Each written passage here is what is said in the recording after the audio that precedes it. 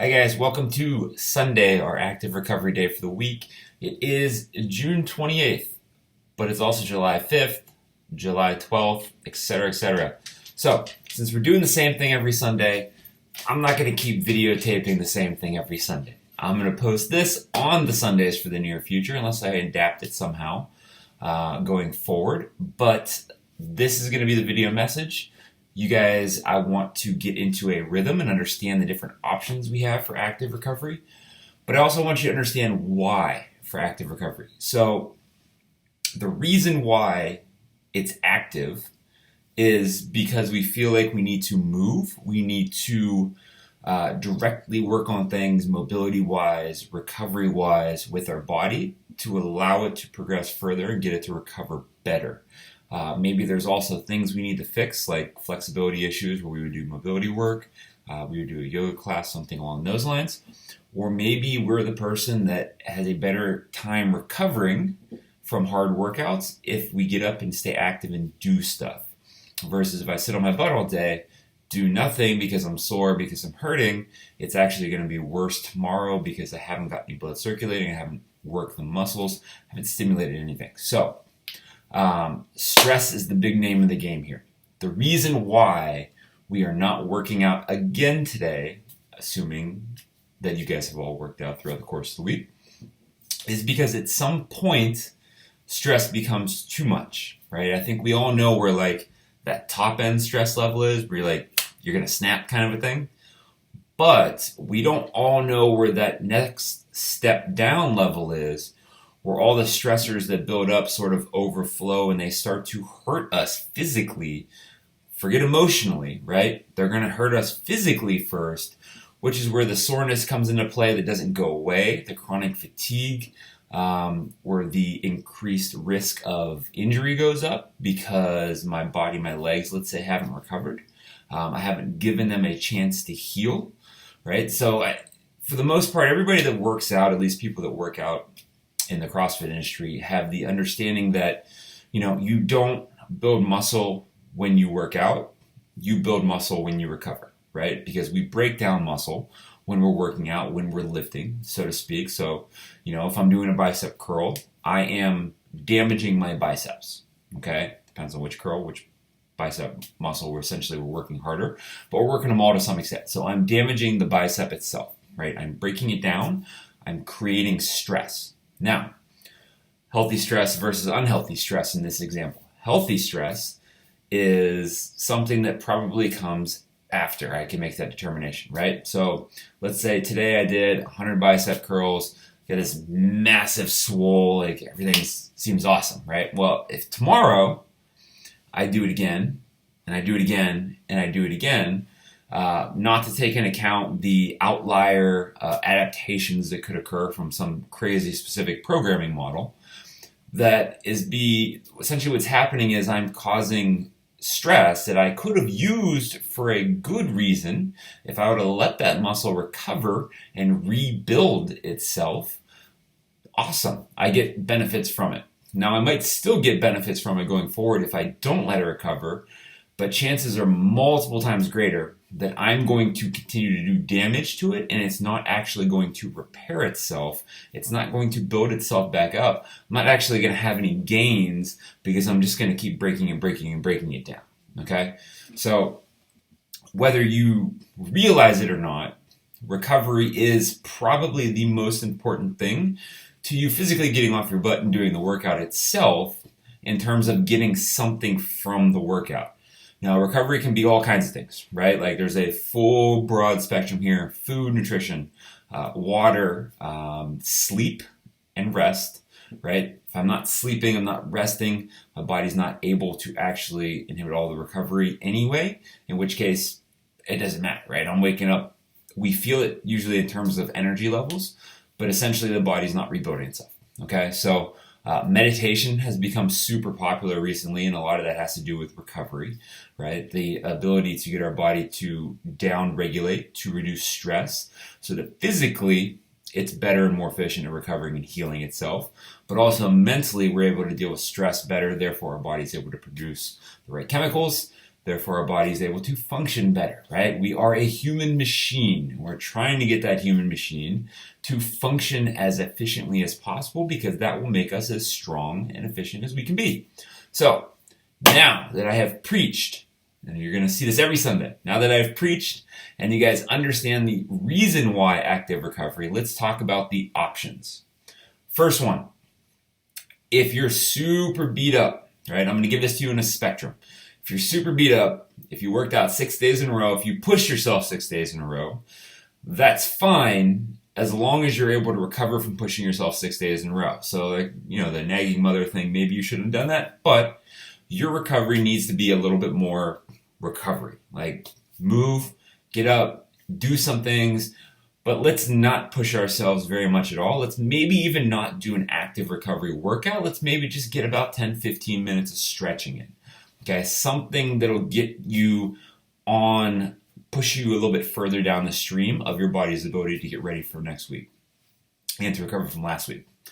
Let's say that's not you. You want to do something a little bit more, but you don't want to put a lot of time into it today.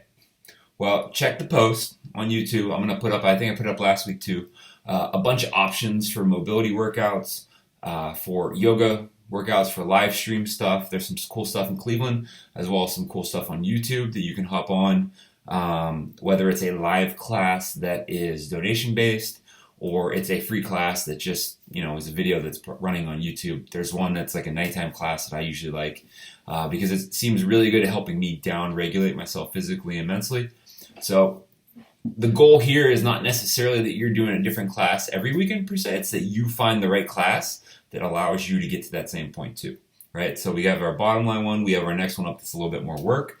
If we want to do more stuff, there's also the aerobic option, all right? So pick one modality, maybe two. It could be three if you want it to be three, right? Like, you could have a triathlon concept to this if you want to, but something in the realm of like 20 to 60 minutes, maybe 60 depending on if you're that person that is very good at endurance activities, right? Maybe you're an endurance athlete.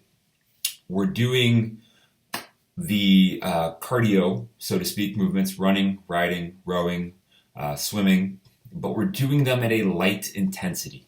I like 60% because that seems like a mental number that keeps people's regulation of their own intensity in a good spot. Now, some of us can probably go higher than that, and we're still not going to, you know, break down and create stressors that are going to be negative and inhibit our ability to recover. But 60% is that good number that we all tend to seem to understand because it's just a little bit more than 50%, right? If I say 80% or if I say 70 or 75%, a lot of times people take that as meaning they can go a little bit harder and a little bit harder because there's a big gap there at the top that, you know, they're not going to push to unless they're really trying to crush themselves. So let's say about 60%, and let's keep it just nice and smooth, right? Now, if you don't do hour-long workouts, do not do an hour-long active recovery workout, okay? If you want to do something that long and you want to move for that long and you want to, let's say, get outside, it's a beautiful day, go for a hike, right? Even if you're tossing a backpack on or maybe a weight vest or something, it's low intensity, there's some resistance there, or maybe you have a 75-pound dog that tends to try and drag you through the trails. There's going to be some work there. But again, it's still active recovery. You're moving, but you're not breaking down, okay? You're moving with the intent of moving and getting yourself going on the recovery trail. Now, the fourth and final one, the one I usually like to do, but I usually like to do with a very controlled intensity, is what I would call an active recovery workout, okay? So I tend to do these in EMOMs. It doesn't need to be an EMOM. It doesn't need to be an AMRAP. It doesn't need to be for time at all. It can just be work. Usually I will go for about 20 to 30 minutes, and sometimes it'll be every minute and a half, every 2 minutes, whatever, but each one has a piece. So there could be 4 to 5, maybe 6 movements, and usually they're all geared at helping me, for lack of a better word, fix something. So I tend to have an imbalance in my hips. It stems from my hamstrings, injuries when I was younger, all kinds of things. But I tend to have an imbalance right to left in the strength, explosiveness, power of my hip extension, so terminal extension. So as you guys are going to see from the video demonstration in a sec, I like to do single leg deadlifts, specifically RDLs is probably a better way of describing them. Single leg Bulgarian split squats, maybe even like a light weighted lunge squat, if you will, split squat. I've been doing a lot of calf raises in different positions, maybe even in a wall sit lately, because I feel like the strength of my feet, the strength of my ankles and my calves is starting to deteriorate a little bit. And with all the running or the more increased running that I've been doing, I think that's something that's going to help me recover, but also get a little bit stronger to the point where it's not going to cause as many problems. So you can also address issues with that. Just keep in mind, when I finish that 30 minutes, I feel good. I do not feel like I necessarily just did a 30-minute workout that I then need to go and recover from. That workout is the recovery, okay? That's the point of it from everything you've done, and to help your body get to a more even symmetrical place, as opposed to beat it down trying to cause a very dramatic adaptation like some of the workouts that we might do. Okay, so that can be customized to pretty much anything. It can be core work. For my example, I'm gonna toss some stability work in, some anti-rotational stuff into mine today. So if you guys want to take that and run with it, or apply other things, if you've been coached by me, I've probably pointed out those things in the past, whether it's in the gym or not. And you can probably come up with some ideas. If not, let me know. We'll figure out what your issues are, how to work on them, how to find some strength balance, maybe how to get some mobility work as well. All right, so having said that, you can make this really simple. Every Sunday can be the same thing if you want it to be. This will be the third week in a row that I'm technically doing the same type of workout. Or you can come up with something new, or you can just head outside. If it's a nice day, move around for an hour or so, do some mulching, something along those lines, right? It's keep moving, because our bodies are machines that want to move. It's going to help us, but be smart, right? If you worked out 5 or 6 days in a row, don't do it again. Find a way to get yourself to recover so that you take advantage of the work you did those 5 or 6 days in a row and you grow from it, right? Like, we don't just work out and crush ourselves for no reason. We want to get better from it, so allow yourself to get better from it. Having said that, if you didn't have a chance to work out all week, feel free to go back and grab one of the days from the week, or one of the under 100 and some days that you've seen before, and use today as one of the workout, all right?